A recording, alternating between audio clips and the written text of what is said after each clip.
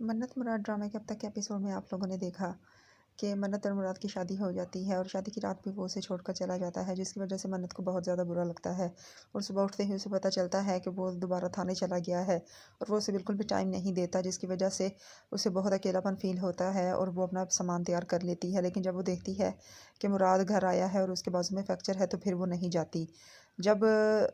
अब अगले एपिसोड में मन्नत अपने घर जाने का ज़िक्र करेगी कि ये एक रस्म है, तुम भी मेरे साथ आओगे, और उसकी माँ उसे मना कर देगी और उसके घर वालों को भी फ़ोन करके मना कर देगी कि हमारे यहाँ ऐसी कोई रस्म नहीं है। जिसकी वजह से मुराद काफ़ी परेशान हो जाएगा कि एक तो वो अपनी अम्मी के आगे से बोल नहीं सकता और उन्हें कुछ कह नहीं सकता, ऊपर से उसे अपनी माँ की हर बात माननी पड़ती है और उसकी माँ ज़ोर लगाएगी कि वो वहाँ ना जाए। और वो मन्नत को समझाने की कोशिश करेगा, लेकिन मन्नत को बहुत ज़्यादा गुस्सा चढ़ेगा, क्योंकि मन्नत समझ गई है कि मुराद पूरी तरह से अपनी माँ के हाथों में है और वो बिल्कुल भी अपनी माँ के खिलाफ नहीं जा सकता। और उसे ये एहसास होगा कि वो